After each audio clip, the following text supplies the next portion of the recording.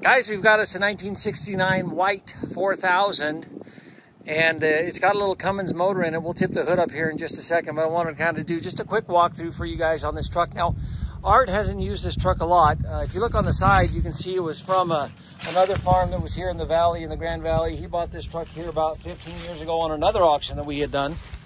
And we've got some axle issues on this truck, so that's why it's sitting here the way it is.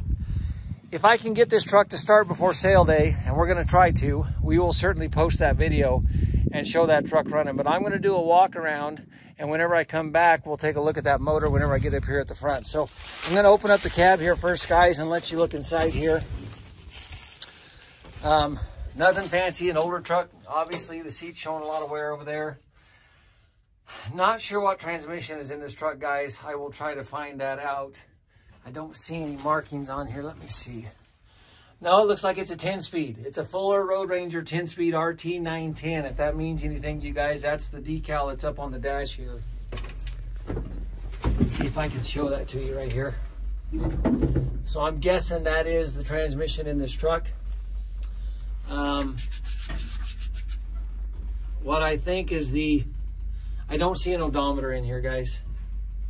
I've got that, which that doesn't show anything, and got a few gauges here, so I don't know what the miles on this truck are. I apologize, guys. I try to do the best job I can for you because I know you guys are dependent on me to get you the information on the truck. I just don't have it on this little guy. So that's kind of what the interior of the truck looks like. If a guy wanted to do a restoration project, you could probably have some fun with this little guy. But we'll show you the bed on this truck real quick, and then we'll come around and we'll show you the motor. The little truck actually has a pretty good bed on it, guys, a good steel bed. And this is what I really want to point out to you. I think he said that the hub was out of this axle or something. And that's why this truck is in the shape that it's in. It's just sitting here, guys. He never got it fixed. So bite that away, understanding that there could be some issues here. But again, the steel bed, I'm going to guess those are at least 4-foot sides.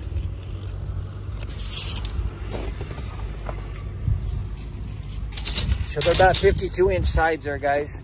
8 foot across. Got us a grain gate here on the back, if you guys can see that. I don't see any significant rust on the outside of this bed. The bed looks good. Tires, it's going to need tires. If you want to fix the axle up, guys, you're going to have to do tires too. They've got 10-120s on the back, guys. Dual fuel tanks on it. Cab of the truck's decent. You can see a little bit of rust and stuff up on the top of the cab there. I did want to show you the motor. I believe this is a little Cummins motor, guys. And I think that it says it's 250 horsepower on the other side. I'll go over there in a minute here, and I think that's what it shows. But supposedly when last time he was using it, guys, it did run well. And he said it's a good running little truck. Come around here so you guys can see this. Yeah, here's the plate on this. And I think, if I'm reading it right there it says 250. NH 250 maybe, if I'm reading that right, guys. Serial number, well, they've X'd through a lot of it. They may have put a different motor in this, possibly that's what it is, but it's a Cummins diesel right there, guys. And that motor, I think, trying to see what that tag says, 83 possibly. So that's the little motor that's down in the truck, guys.